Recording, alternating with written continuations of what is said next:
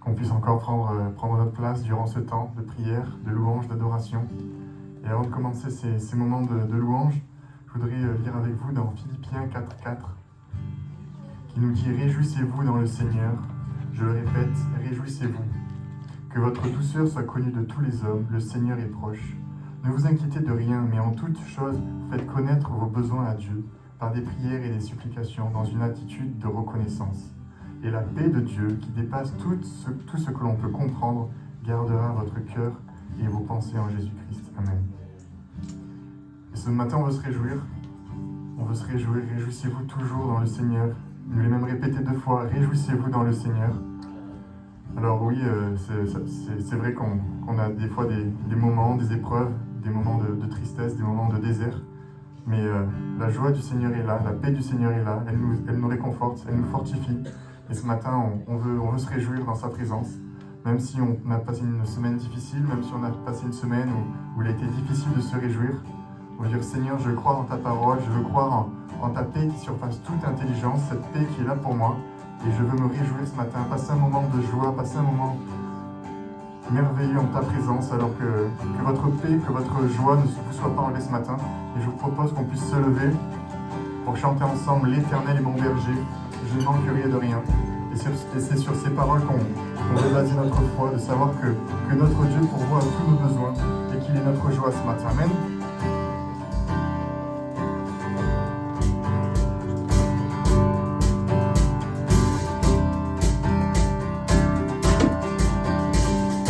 L'Éternel est mon berger, de rien je ne manquerai.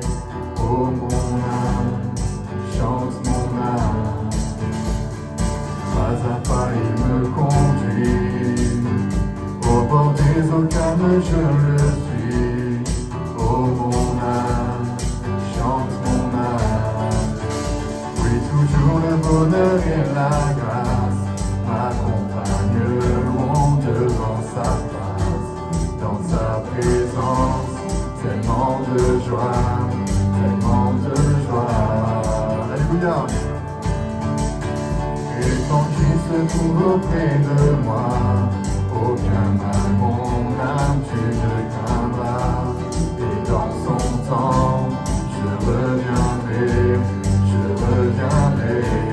Même si je traverse la vallée de l'ombre, et si je traverse encore la vallée de l'ombre de la mort, oh mon âme, chante mon âme, puisqu'il m'aime le premier, non rien ne pourra me séparer de son amour, de son amour. Oui, toujours le bonheur et la grâce m'accompagneront devant sa face, dans sa présence, tellement de joie, tellement de joie. Et sans qu'il se trouve auprès de moi, aucun mal, mon âme, tu ne craindras. Et dans son temps, je reviendrai, je reviendrai.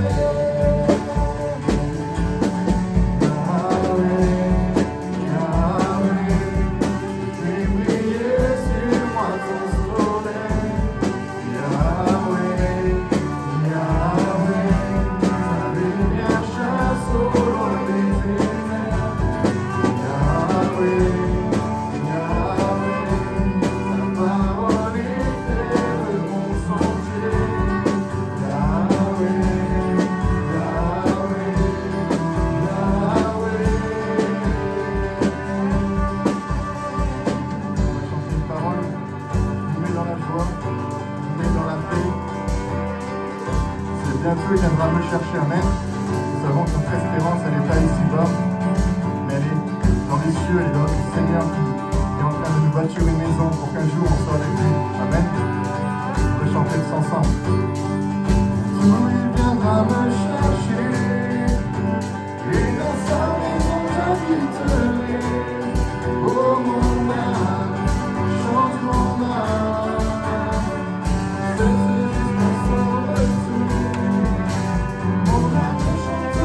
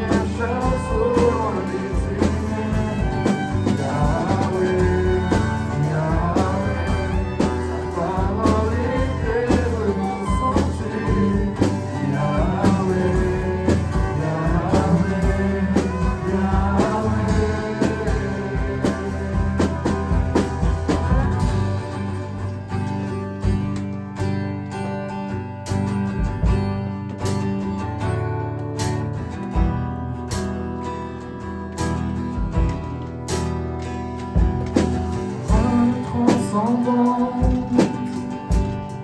au commencement présent. Divine parole, tu es de toute éternité.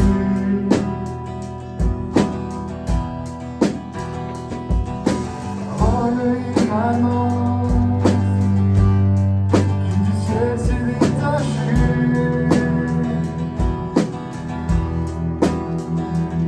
Divine parole incarnée de grâce et vérité.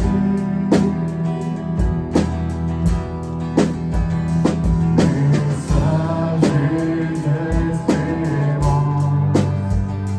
souris à la souffrance, il porte à notre honte, en lui la grâce à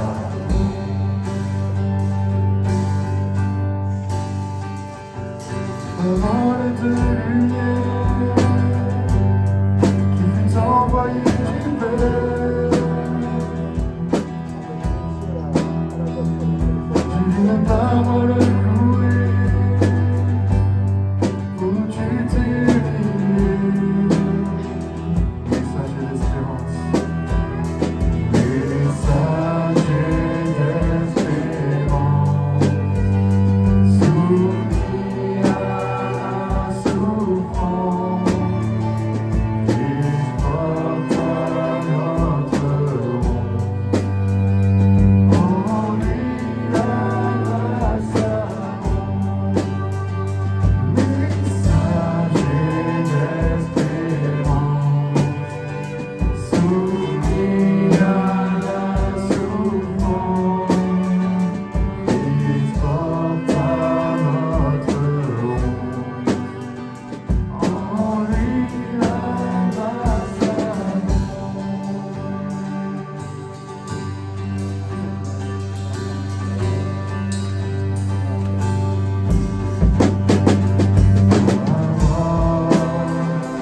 Devenu cher à nos cœurs, cher à nos cœurs. Tu t'es offert pour nous pécheurs, pour nous pécheurs.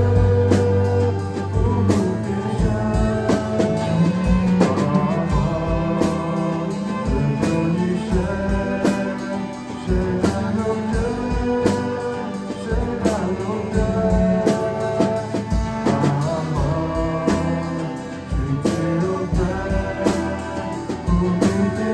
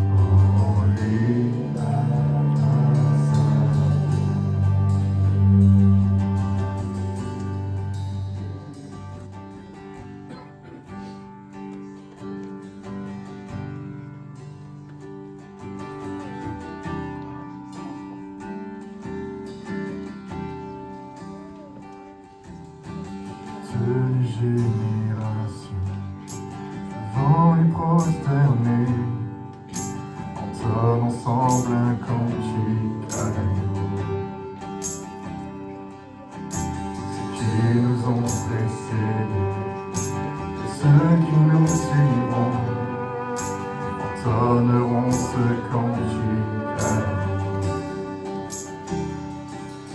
Son nom est le plus grand, son nom est tout puissant, son nom est au-dessus de tout. Puissance, autorité, royaume. dignité, ton nom est au-dessus de tout. Les anges acclament, tu es saint, l'univers proclame. Tu es saint, tu es glorifié. Dieu, tu es saint, à jamais tu es saint.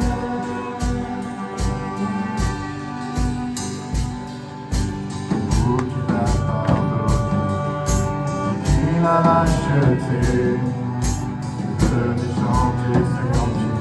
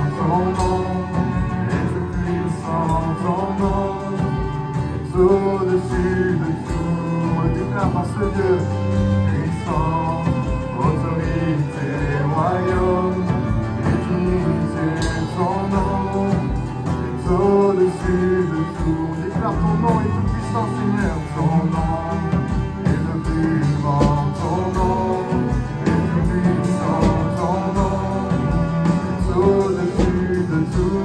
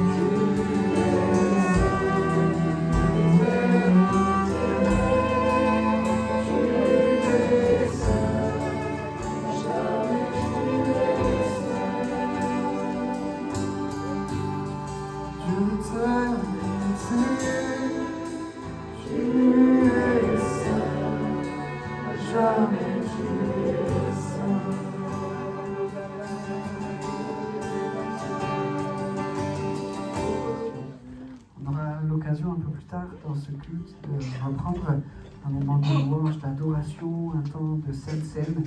Mais une fois n'est pas coutume, on vous propose de dès maintenant ouvrir la Bible, ouvrir la parole de Dieu, plonger nos regards dans ce qu'il a à nous dire. On croit que Dieu a préparé ces instants et qu'il a préparé pour chacun de nous une parole spéciale.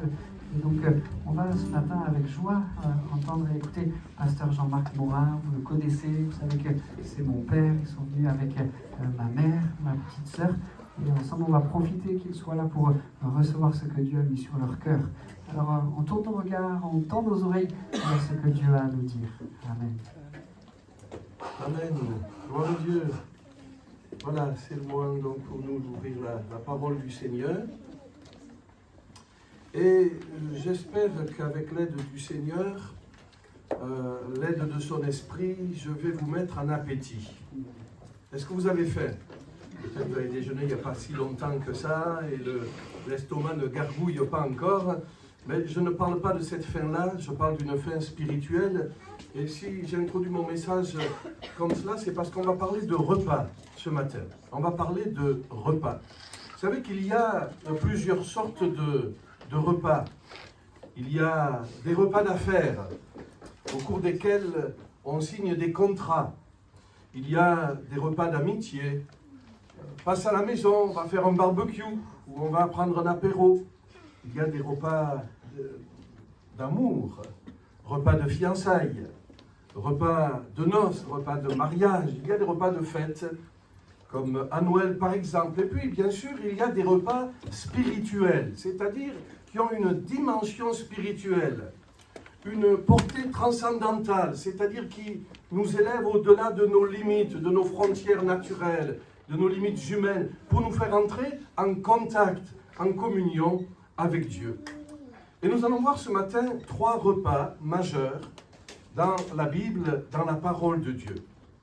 Bien sûr, ce sont des repas qui ont une dimension spirituelle. Le premier a été pris sur une haute montagne, le mont Sinaï. Le deuxième a été pris dans une maison à Jérusalem. Et le troisième est en préparation. Il sera pris dans le ciel. On va voir le premier repas, le repas du Sinaï. Je vous invite à lire avec moi dans le livre de l'Exode, au chapitre 24 et au verset 9. Moïse monta avec Aaron, Nadab et Abihu et 70 anciens d'Israël. Nous nous trouvons 3 mois après la sortie d'Égypte. Et ce repas est programmé le 3e jour du 3e mois après la sortie d'Égypte. 74 personnes ont reçu une invitation. Moïse, Aaron, Nadab, Abihu et les 70 anciens. Le but de ce repas, c'est de sceller une alliance, l'alliance de la loi, selon laquelle Israël devient officiellement le peuple de Dieu. Il est sorti d'Égypte, il n'est plus sous l'esclavage, il a maintenant une loi, c'est une nation organisée, c'est le peuple de Dieu. Mais pour participer à ce repas, rendu extraordinaire par la présence de Dieu, il y a des étapes. Tout d'abord, il faut rester à distance. On va le lire, Exode chapitre 24, verset 1er. Dieu dit à Moïse, monte vers l'Éternel, toi et Aaron, Nadab et Abihu et les 70 anciens d'Israël, et vous vous prosternerez de loin. Moïse s'approchera seul de l'Éternel. Les autres ne s'approcheront pas et le peuple ne montera point avec lui. La première chose que l'on constate, c'est qu'il n'est pas facile, je dirais même il n'est pas possible pour l'homme, par lui-même, par ses propres mérites, de s'approcher de Dieu. Mais il y a un rapprochement qui va être rendu possible par le sang d'un sacrifice. Au verset 5, il envoya des jeunes hommes, enfants d'Israël, pour offrir à l'Éternel des holocaustes et immoler des taureaux en sacrifice d'action de grâce. Verset 8, Moïse prit le sang et le répandit sur le peuple en disant, « Voici le sang de l'alliance que l'Éternel a faite avec vous selon toutes ses paroles. Amen. » Le rapprochement est donc rendu possible par le sang du sacrifice. Il y a maintenant la possibilité d'une communion apaisée. Regardez le verset 9. Moïse monta avec Aaron, Nadab et Abihu et 70 anciens d'Israël, verset 11. Dieu n'étendit point sa main sur l'élite des enfants d'Israël, sous-entendu pour lui faire du mal. Ils virent Dieu et ils mangèrent et burent. Quel repas, hein? Quel repas! De tous les repas dont nous avons parlé tout à l'heure, repas de fête, repas de mariage, repas d'affaires, c'est certainement le repas le plus extraordinaire ici dans l'Ancien Testament. Une communion rendue possible par un sacrifice. Et là, non seulement ils vont manger en présence de Dieu, mais ils vont voir une manifestation de Dieu. Verset 10, ils virent le Dieu d'Israël. Sous ses pieds, c'était comme un ouvrage de saphir transparent, comme le ciel lui-même dans sa pureté. Alors, ce repas d'alliance du Sinaï est un repas important. Dans le livre de l'Exode, c'est comme un pivot central autour duquel s'organise toute la révélation du livre de l'Exode. Par exemple, le chapitre 1 et 2 du livre de l'Exode nous parle de la détresse de l'esclavage, des cris qui montent jusqu'à Dieu, du buisson ardent où Dieu descend pour délivrer son peuple. Au chapitre 3, c'est le buisson ardent où Dieu va envoyer le libérateur Moïse. Du chapitre 4 jusqu'au chapitre 13, c'est la confrontation entre Moïse et Pharaon qui ne veut pas libérer le peuple. Il y a les 10 plaies qui vont être 10 jugements contre les dieux d'Égypte. Puis du chapitre 14 jusqu'au verset 15, c'est la sortie d'Égypte. Il s'enfuit, il traverse la mer Rouge. Et puis, 3 mois après cette libération, au chapitre 20 jusqu'au chapitre 24, c'est le don de la loi sur le Sinaï.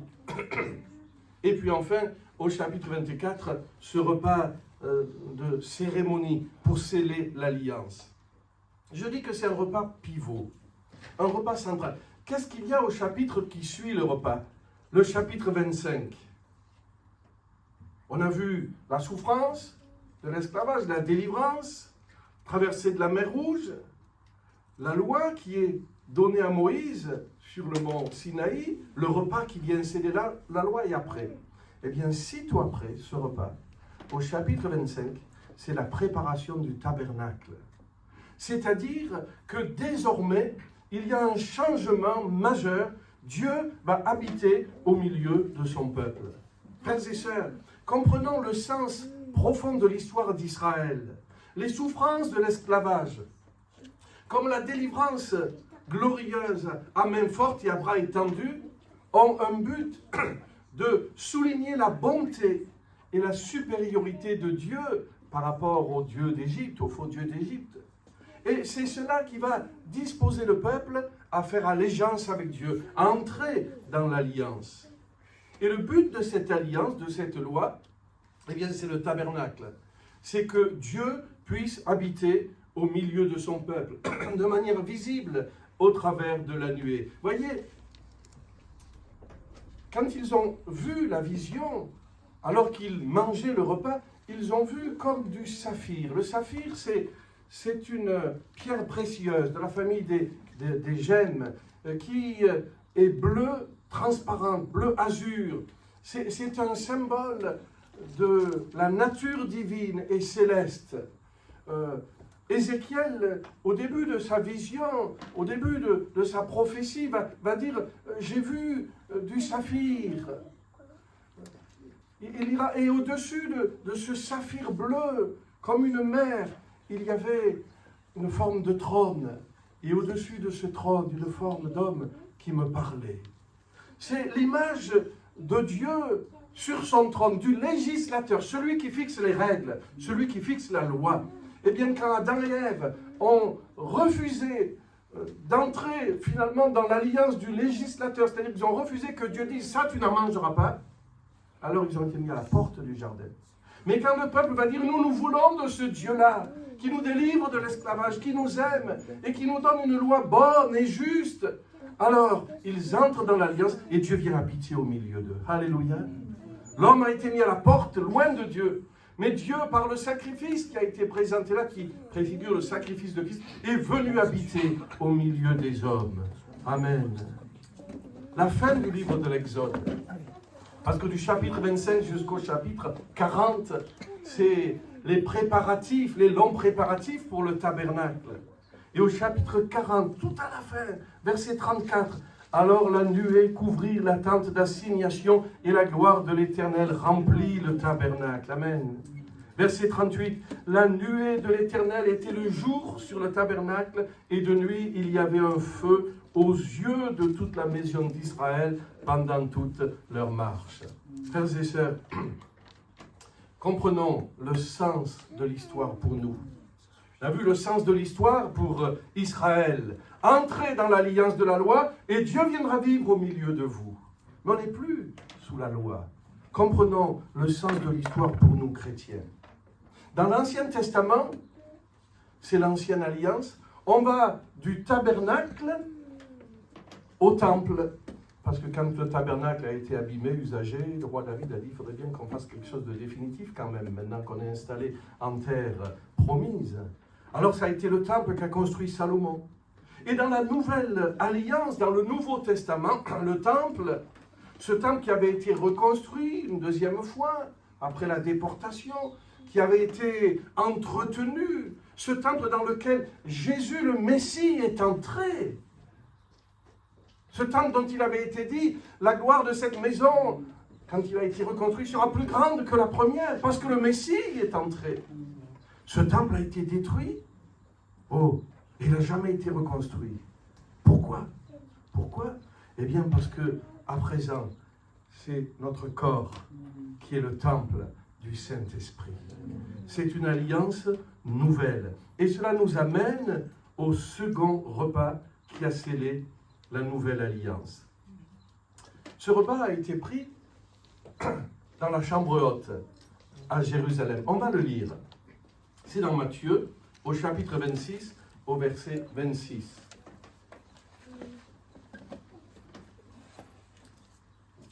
Matthieu 26, 26.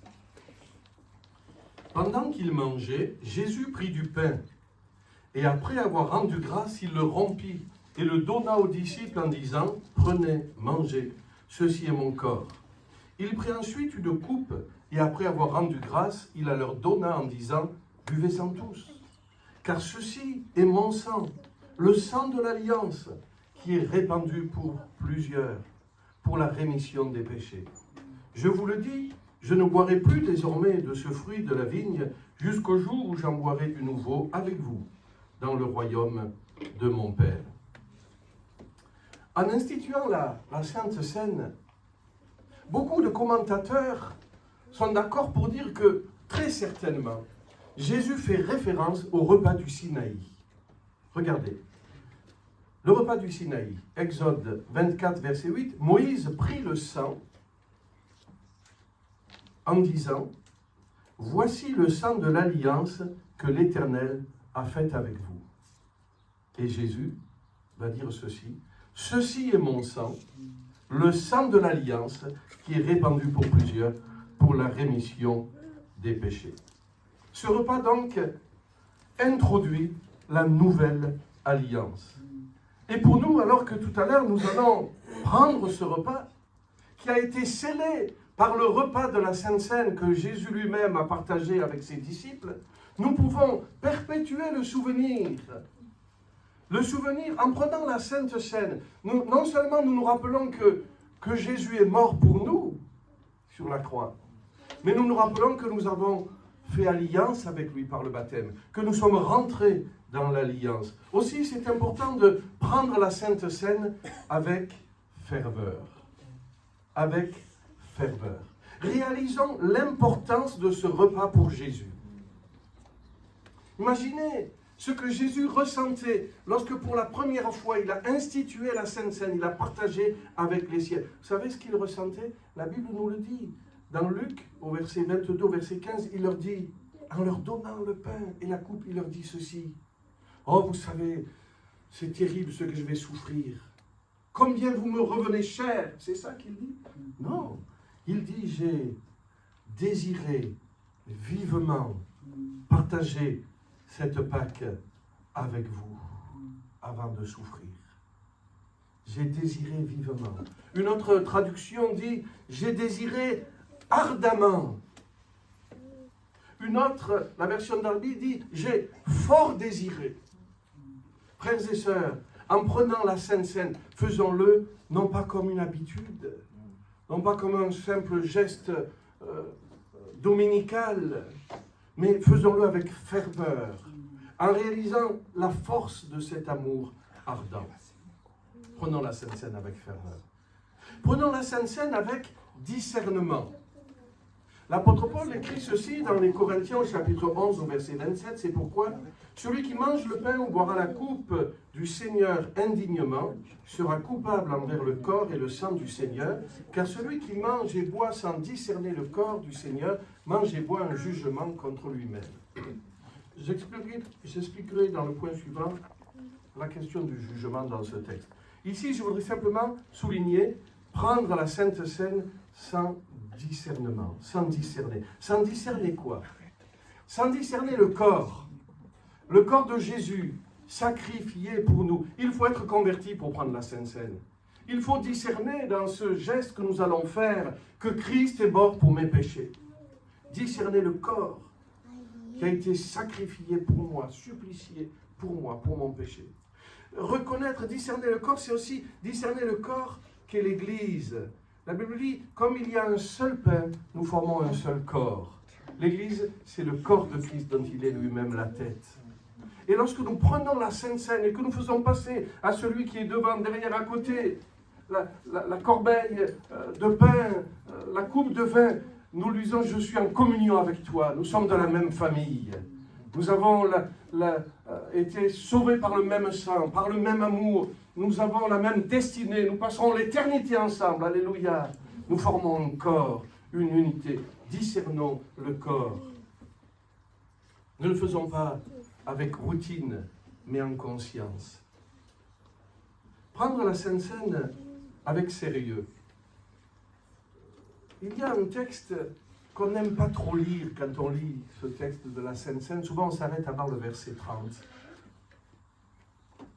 Verset 30, il est dit, « C'est pour cela qu'il y a parmi vous beaucoup d'infirmes, de malades, et qu'un grand nombre sont morts. Si nous nous jugions nous-mêmes, nous ne serions pas jugés, mais quand nous sommes jugés, nous sommes châtiés par le Seigneur, afin que nous ne soyons pas condamnés avec le monde. » Ces versets font un peu peur. Et on pourrait se dire, oulala, est-ce que je vais prendre une bénédiction ou une malédiction? Est-ce que je vais être béni ou est-ce que je vais être jugé? Comprenons bien ce texte. Tout d'abord, je dirais que les trois premiers évangiles, Matthieu, Marc et Luc, ne font aucune mention de jugement, ni même du besoin d'introspection sévère, etc. Pas de jugement. Jean, l'évangéliste, qui ne raconte pas le récit de la Sainte Seine, c'est le seul évangile qui ne raconte pas le récit de la Sainte Seine, nous décrit l'ambiance de la chambre haute. Et il met dans la bouche de Jésus, loin, il rappelle ce que Jésus a dit, Jésus mit le comble à son amour pour eux. C'est donc une ambiance non pas de jugement, mais d'amour, où on se sent comme un corps, aimé, attiré, rassemblé, délivré de l'Égypte. Dans l'Évangile, lorsque Jésus institue la Sainte Seine, il n'annonce aucune notion de jugement. Seul l'Épître aux Corinthiens a cette notion de jugement. Alors voyons le cadre. Savons que dans cette église de Corinthe, formés essentiellement par des Grecs qui arrivaient à l'Évangile, avec toute leur culture, leur raisonnement. Vous savez que les Grecs cherchaient le raisonnement. Il y avait encore beaucoup de progrès à faire. Relisez l'épître aux Corinthiens et l'apôtre Paul dénonce ici un adultère, là de l'ivrognerie, ici un reste d'idolâtrie, par ailleurs des divisions, le mépris des pauvres par les plus riches. Et dans ce texte où il parle de jugement, Paul met de l'ordre dans un contexte culturel spécifique. J'aimerais rappeler ici un principe doctrinal. On ne peut pas faire une doctrine avec un verset, avec un chapitre, mais il faut que cela soit reporté dans plusieurs textes, dans plusieurs livres de la Bible. Alors ce matin, n'ayons pas peur de prendre un jugement. Toutefois, bien sûr, nous devons prendre la Sainte Seine avec sérieux, que chacun donc s'éprouve soi-même. Et puisque nous parlons d'une nouvelle alliance dans laquelle nous sommes entrés, et que nous renouvelons par la Sainte Seine l'alliance du baptême, qui est un engagement de bonne conscience envers Dieu. Alors oui, éprouvons-nous nous-mêmes, non pas dans le but de nous priver de la Sainte Seine en disant « j'en suis pas digne », mais dans le but de dire « Seigneur, si j'ai manqué là, je vois que je n'ai pas été formidable, pardonne-moi. Je veux vraiment te demander ton aide pour plus faire ça. Et maintenant, Seigneur, je prends la Sainte Seine comme une victoire de ton sang précieux sur la loi du péché. » Alléluia. Je terminerai en disant prendre la Sainte Seine avec foi. Et voyez, si vous deviez retenir qu'une phrase, c'est celle que le Seigneur m'a donnée, la pensée que le Seigneur m'a donnée, autour de laquelle j'ai construit, bien sûr avec son aide, le message. Mais c'est prenons la Sainte Seine avec foi. Prenons la Sainte Seine avec foi. C'est pas rien de prendre la Sainte Seine. C'est pas un geste anodin. C'est pas quelque chose d'optionnel, bon, c'est mieux de le faire. Non, c'est pareil. Prenons la Sainte Seine avec foi. Foi dans la puissance des symboles. Regardez Matthieu, chapitre 26, verset 26. Jésus prit du pain, le rompit, le donna aux disciples en disant « Prenez, mangez, ceci est mon corps. » Il prit ensuite une coupe, il la leur donna en disant « Buvez-en tous, car ceci est mon sang. » Le sang de l'alliance qui est répandu pour plusieurs pour la rémission des péchés. En prenant la Sainte Seine, nous communions avec le corps et le sang de Jésus. Foi dans les symboles. Foi dans la puissance de la grâce de cette nouvelle alliance. Cette coupe est la nouvelle alliance en mon sang qui est répandue pour vous, dit Jésus dans l'évangile de Luc au chapitre 22 au verset 20. C'est la nouvelle alliance, c'est la coupe de la nouvelle alliance.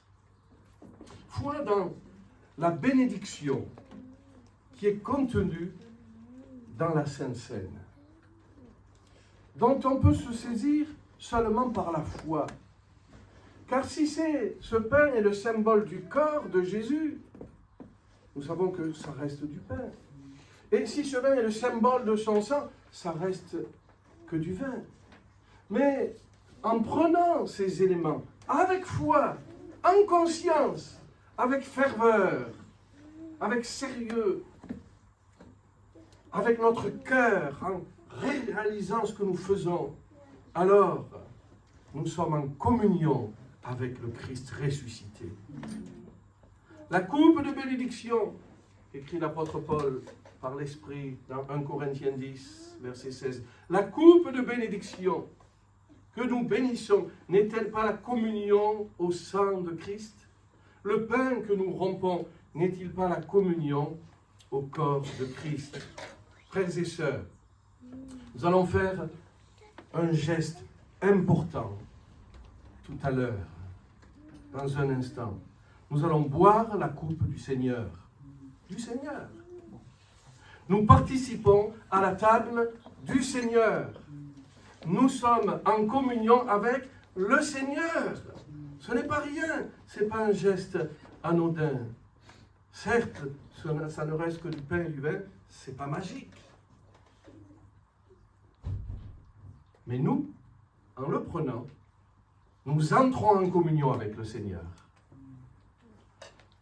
La communion de ses souffrances, la communion de son amour, la communion de sa victoire sur la loi du péché et de la mort. Il y a une dimension de bénédiction en prenant la Sainte Seine qui est offerte à ta foi ce matin.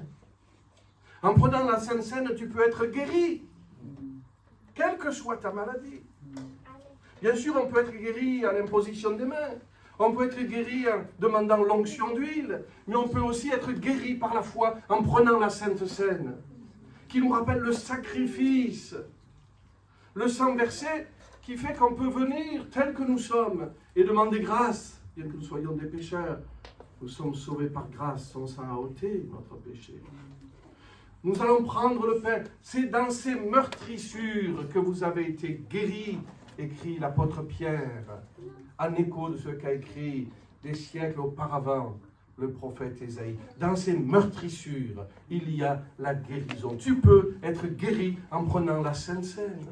Tu peux être exaucé de cette prière que tu adresses depuis tant de temps devant le Seigneur. Et foi dans cette communion intime et particulière avec le crucifié, le ressuscité qui est présent au milieu de nous. Tu peux être délivré, tu peux être secouru des attaques de l'ennemi. Écoutez le psaume 23. Tu dresses devant moi une table en face de mes adversaires. Alléluia.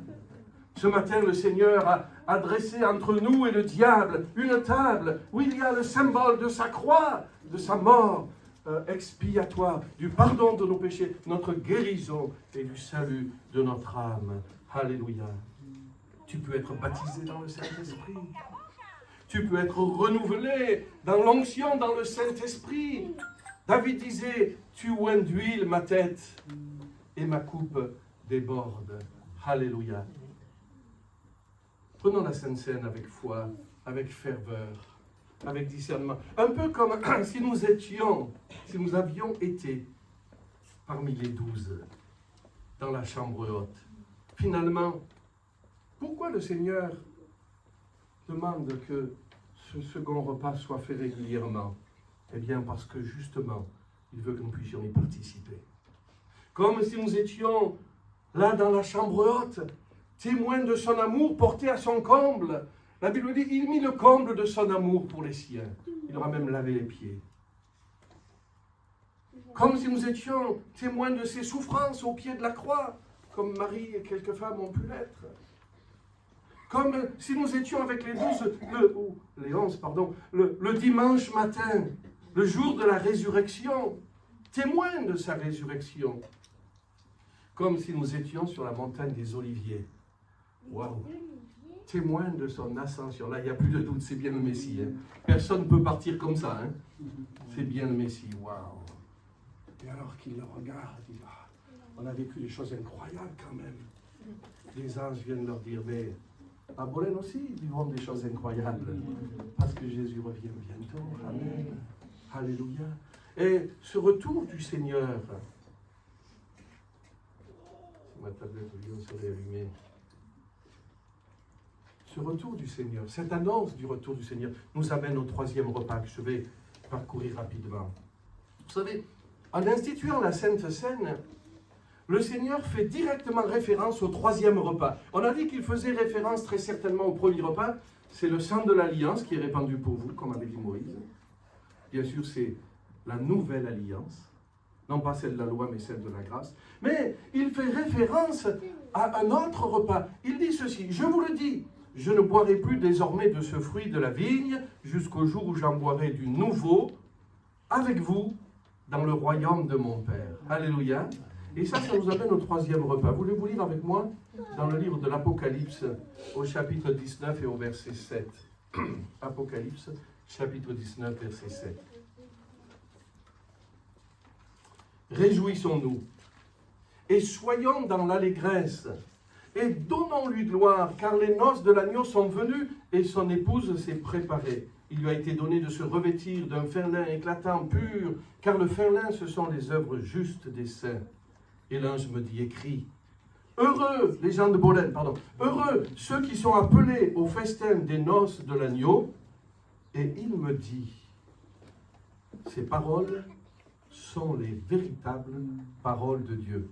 Et ce n'est pas la prédication de Morin, ce sont les véritables paroles de Dieu.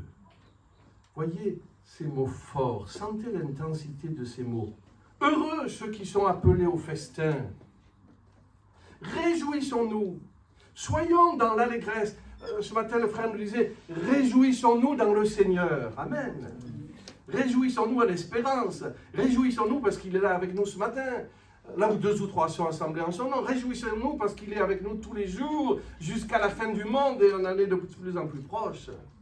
Réjouissons-nous, parce que bientôt, on se réjouira d'une joie indicible, parce que les noces sont venues. C'est la fin d'une longue attente, c'est l'aboutissement du plan d'amour de Dieu pour nous. Alors nous réaliserons la profondeur de son amour, et nous serons émerveillés. Vous savez, quand on participera aux noces de l'agneau, la mariée, ça sera nous. C'est l'Église. C'est l'épouse de Christ. Nous nous sentirons aimés. Et je crois ce qui est indispensable pour compléter la satisfaction, la plénitude de la joie, c'est que nous nous sentirons aimés et nous nous sentirons aimables. Nous sentirons combien il nous aime et nous nous sentirons aimables. Pourquoi? Eh bien, il est dit, son épouse s'est préparée. Il lui a été donné de se revêtir d'un fin lin éclatant et pur, car le fin lin, ce sont les œuvres justes des saints. Nos mauvaises œuvres seront effacées, à jamais oubliées, parce qu'il a versé son sang. Et nos bonnes œuvres seront mises à l'honneur. Il fera paraître devant lui, nous dit l'apôtre dans les Éphésiens, une église glorieuse, sans tache, ni ride, ni rien de semblable, mais sainte et irrépréhensible. Alléluia. Pourquoi? Comment c'est possible? Bon, on sait qu'il nous aime d'un amour fou, hein, si vous me permettez cette expression. Il n'y a pas de plus grand amour que de donner sa vie pour ses amis. Il s'est livré lui-même pour acquérir l'Église, l'épouse. Mais comment se sentir aimé? Comment se sentir digne d'un tel amour? Eh bien, parce que ce sont les noces de l'agneau. Vous vous rappelez de cette parabole? Un roi fit des noces pour son fils. On aurait pu dire les noces du roi des rois. Mais peut-être que si on avait appelé ça le festin des noces du roi des rois, on se serait senti indigne. On dit, mais je ne peux pas prétendre en faire partie. Non, c'est pas possible, pas moi. Mais ce sont les noces de l'agneau de Dieu, qui ôte le péché du monde, qui nous a enlevé la honte du péché qu'il a pris sur la croix, comme on l'a chanté ce matin. La honte de notre péché, elle n'est plus sur nous, elle est sur lui à la croix du calvaire. Et elle n'est plus sur lui parce qu'il a enfoui dans la mort. Et il est ressuscité avec puissance, alléluia. Alors, nous serons revêtus de fin lin. Nous serons aimés et nous serons aimables. Je conclus. On a vu 3 repas. Finalement, c'est 3 étapes historiques. Le Sinaï, c'était pour sceller l'alliance de la loi qui a fait d'Israël le peuple de Dieu. Le deuxième repas, la Sainte Seine, c'est un repas pour sceller ou pour rappeler la nouvelle alliance qui a fait de l'Église la fiancée du Messie. Et le troisième repas, c'est le repas des noces.